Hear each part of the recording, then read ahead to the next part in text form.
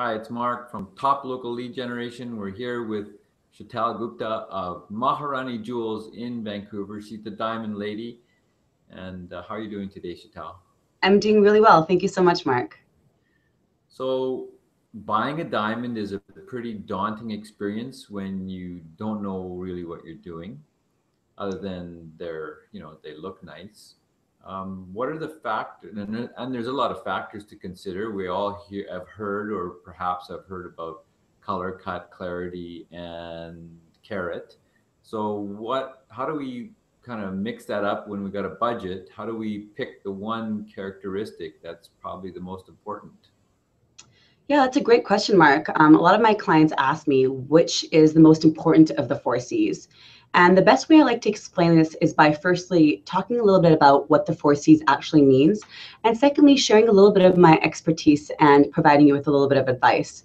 So firstly, let's talk about what the four C's actually means. The four C's was created by GIA, which is the Gemological Institute of America. The four C's stands for carat, clarity, cut, and color. And it's a combination of the four C's that determines a diamond's value. That's why it's incredibly important we understand which each C actually represents. So let's start with carat. Carat is usually the easiest to understand. Carat is basically a measure of weight. So 0.2 grams equals 1 carat. The way carats are measured is 100 points equal 1 carat. So when we're talking about carats, when someone says that they're out looking for a 50-point diamond, that means a half a carat. When they say 3/4 of a carat, that is 75 points. So the next piece would be clarity. A diamond is formed hundreds of thousands of years ago under just the right amount of heat and pressure. And naturally, during the formation process, there are certain characteristics that the diamond takes on. These characteristics are known as clarity characteristics. The more of these characteristics that you have, the less rare or less valuable a diamond is. And when a diamond is completely free of these characteristics, it's known as a flawless diamond. Flawless diamonds are very valuable and extremely rare. Next, you have something called color. So typically people think that all diamonds are colorless, but in fact, colorless diamonds are actually incredibly rare. So to find a diamond that lacks complete color is known as a colorless diamond, and it's extremely rare and therefore valuable. So most of the jewelry that you see out there has diamonds which have a little bit of a tinge of yellow or brown in them, or near colorless as opposed to completely colorless.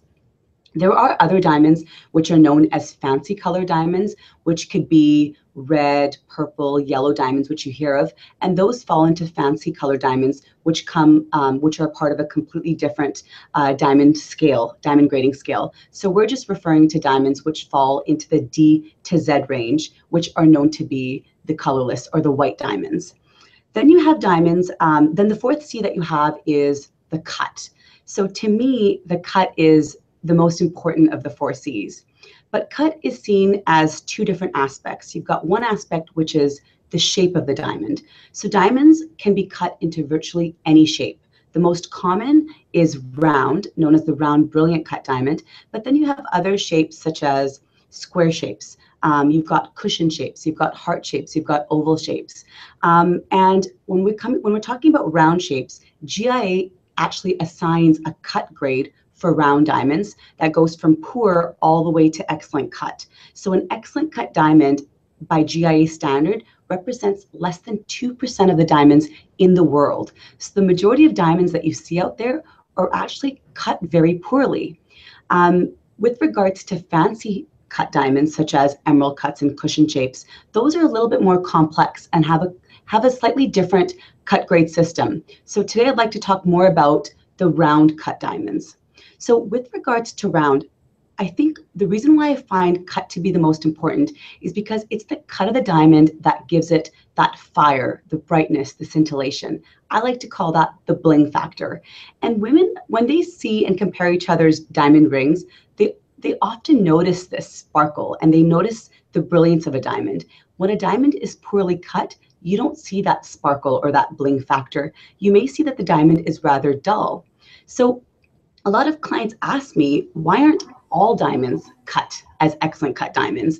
If cutters have mastered this way of cutting, why aren't all diamonds the perfect cut? And the answer to that is that when diamonds come out of the earth, their rough crystal is usually oblong in shape.